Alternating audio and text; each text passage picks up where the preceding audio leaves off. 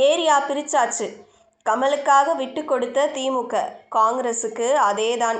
லீக்கான திமுக list. 2026ஆம் ஆண்டு நடைபெறவுள்ள தமிழக சட்டசபை தேர்தலை முன்னிட்டு அரசியல் களத்தில் மீண்டும் கூட்டணி பேச்சுவார்த்தைகள் சூடுபிடிக்க தொடங்கியுள்ளன. அந்த வகையில் திமுக தலைமையிலான கூட்டணியில் கட்சிகளுக்கு எத்தனை தொகுதிகள் ஒதுக்கப்படும் என்ற தகவல் அரசியல் வட்டாரங்களில் பரபரப்பை ஏற்படுத்தியுள்ளது.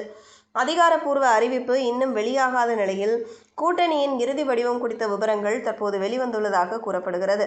திமுக கூட்டணியில் ஏற்கனவே காங்கிரஸ், விடுதலை சிறுத்தைகள், கம்யூனிஸ்ட் கட்சிகள், மதிமுக போன்ற பல கட்சிகள் உள்ளன. கடந்த 2019ஆம் ஆண்டு முதல் திமுக கூட்டணி தொடர்ந்து வருவது குறிப்பிடத்தக்கது. கடந்த மக்களவைத் தேர்தலில்தான் மக்கள் நீதி மய்யம் அந்த கூட்டணியில் இடம்பெற்றது. மேலும் கருணாஸ் உள்ளிட்ட சில தலைவர்களும் திமுக ஆதரவாளர்களாக மாறியிருக்கின்றனர். இந்த நிலையில் திமுகவின் தொகுதி பங்கீடு குறித்த முதற்கட்ட பட்டியல் திமுக தலைவரும் தமிழ்நாடு முதலமைச்சருமான ஸ்டாலினின் ஒப்புதலுக்கு அனுப்பி வைக்கப்பட்டுள்ளதாகவும், விரைவில் இதற்கு இறுதி வடிவம் கொடுக்கப்படலாம் என தகவல் வெளியாகியுள்ளது. கடந்த 2021 தேர்தலில் அப்போது எதிர்க்கட்சியாக இருந்த திமுக தலைமையிலான கூட்டணி மிகப்பெரிய வெற்றியை பெற்றது. அந்த தேர்தலில் திமுக 177 தொகுதிகளில் போட்டியிட்டது.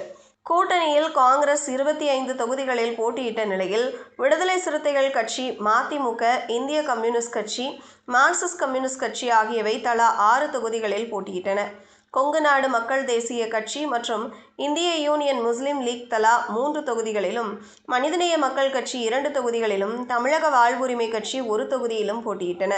இதில் மதிமுக, கொ.ம.க., ம.ம.க., தமிழக வாழ்வுரிமை கட்சி உள்ளிட்ட சில கட்சிகள் உதயசூரியன் சின்னத்திலேயே போட்டியிட்டதும் குறிப்பிடத்தக்கது. அந்த கூட்டணியில் இடம்பெற்ற பெரும்பாலான கட்சிகள் இந்த முறையும் தொடர்கின்றன. அதோடு கூடுதலாக நடிகர் கமலஹாசன் தலைமையிலான மக்கள் நீதி மய்யமும் திமுக கூட்டணியில் இணைந்துள்ளது. இந்த சூழலில் திமுக கூட்டணியில் உள்ள பல கட்சிகள் இந்த முறை கூடுதல் தொகுதிகளை எதிர்பார்த்து வருகின்றன.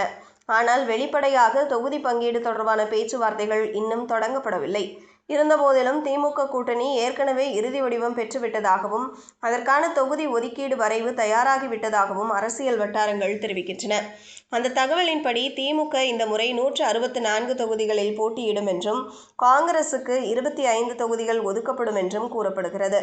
விடுதலை சிறுத்தைகள் கட்சி, மதிமுக, மார்க்சிஸ்ட் கம்யூனிஸ்ட் கட்சி மற்றும் இந்திய கம்யூனிஸ்ட் கட்சிகளுக்கு தலா 6 தொகுதிகள் வழங்கப்படலாம் என தகவல் வெளியாகியுள்ளது.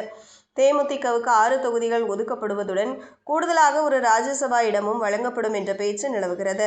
பா.ம.க. ராமதாஸ் அணிக்கு 4 தொகுதிகள், கொங்கு நாடு மக்கள் தேசிய கட்சிக்கு 3 தொகுதிகள், மக்கள் நீதி மய்யத்திற்கு 3 தொகுதிகள், இந்திய யூனியன் முஸ்லிம் லீக்குக்கு 3 தொகுதிகள், மனிதநேய மக்கள் கட்சிக்கு 2 தொகுதிகள் ஒதுக்கப்படும் என்றும் கூறப்படுகிறது.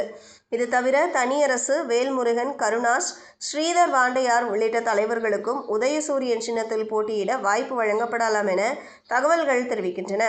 இவர்களுக்கு வழங்கப்படும் தொகுதிகள் கடைசி நேரத்தில் 1 அல்லது 2 வரை மாற்றமடையக்கூடும் என்றும் அரசியல் வட்டாரங்கள் கூறுகின்றன. இவை அனைத்தும் அதிகாரப்பூர்வமாக அறிவிக்கப்படாத தகவல்களாக இருந்தாலும், திமுக கூட்டணியின் தொகுதி பங்கீடு பெரும்பாலும் இந்த அடிப்படையிலேயே அமையக்கூடும் என்ற பேச்சும் அடிபடுகிறது.